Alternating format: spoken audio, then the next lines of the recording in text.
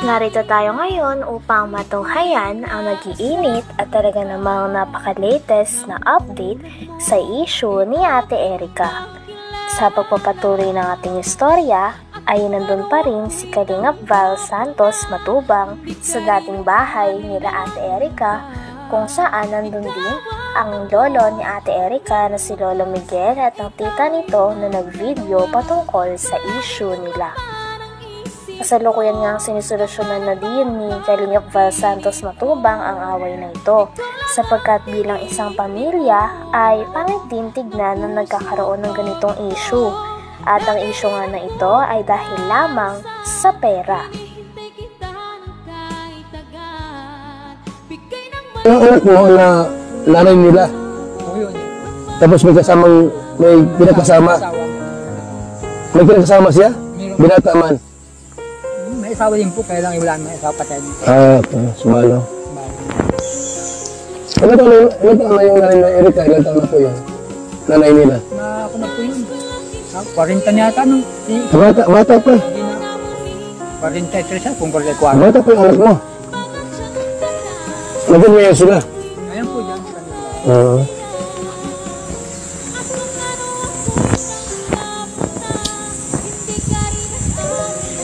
Hindi po masisilip yung, hindi masisilip doon. Kaya yung silip po. Layo po din baga po sa yung paglusong doon na, tapos may kahon. Oo. Alam mo sila? Kaya yun po na at malalawin ito na doon. So yung mahirap tatay po, mga kalingap. Sige ating... Ipinakita din muli ni Kalingap Val Santos Matubang ang bahay nila Ate Erica. Dapat daw kasi talagang papagawa nito at i-renovate, ngunit hindi na lamang natuloy sapagkat hindi na nagpa-vlog si Ate Erica kay Kalingap Rab. Ito nga ay dahil nakuha na pala ni Ate Sheila May ni Erica ang pera kay Sir Jun A at nais nito na hindi na ipadaan kay Kalingap Rab ang pera, nang sa ganon ay maging mas mabilis na lang daw ang pagpapatayo ng bahay. Kaya naman isa din ito sa pinag-awayan ng pamilya dahil ang mga pera na binibigay ni Sir Jun A ay hindi rin nakakatikim ang pera ang pamilya ni Ate Erica, kahit sinasabi ni Sir Jun A na pampamilya ito. Lulot. Ano ba yan? Jun A, kung ikaw po nakikinig, nakapanood sa ating video. Ano masasabi niyo po sa mga sinabi nila kung lang matanda?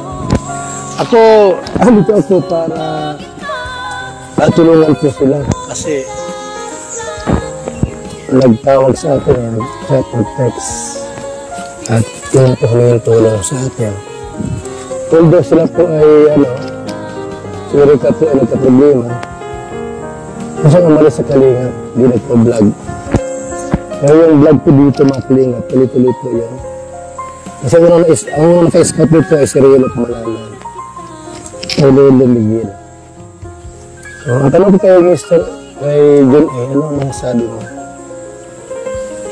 Sa dalawang hinahangaan mo.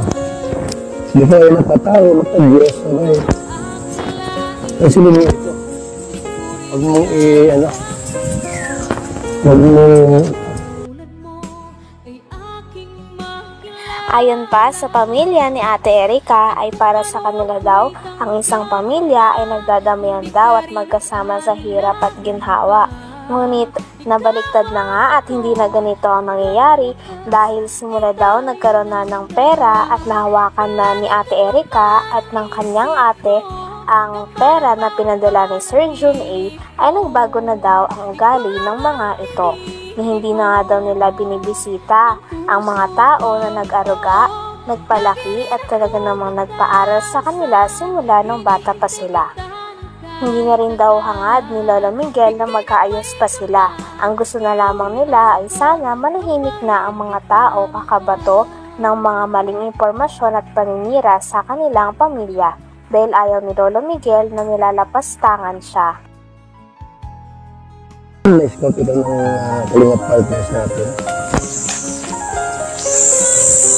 Pero divert kay Erica yung tulong po Kasi naging Kalingap Angel po yun.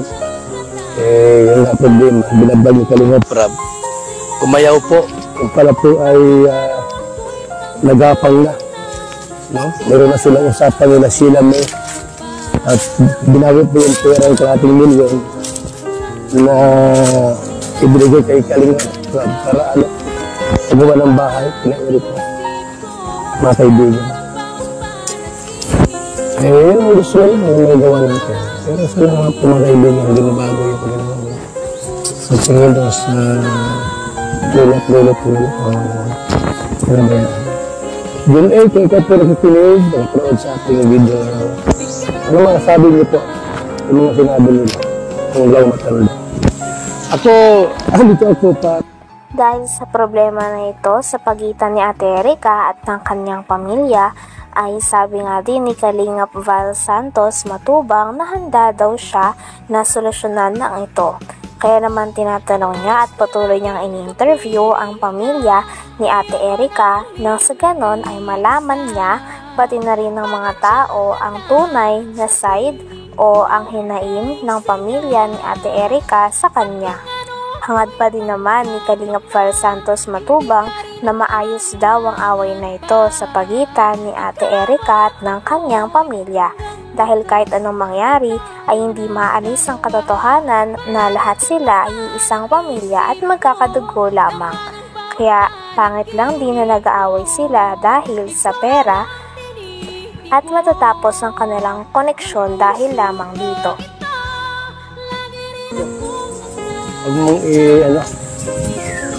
Huwag mong konsultuhin yung dalawa. Hindi pa napunta rito, nag-birthday yung lola, hindi na naman napadalaw. Pero sa pinto-pinto pa, sila may gastos daw sila sa birthday. Yung pala siya na nabigyan na may birthday dito. Ano po? So, Sam! Paalam mo rin po ako sa may lupa. I-repair ko yung bahay ninyo, ano? Tapos ayos natin yung problema. Sana, ito malamang madala ko yung na-discipline Erica dito. Sila niya. Ano po sa akin? Magtampo ka na? Pinires ko na po sa aking memorya. Magtampo ka na sa kanila? Kung sakaling bumalik, kung yung tawad, tanggapin mo? Kahit na po. Masagit na ako sa loob, ano?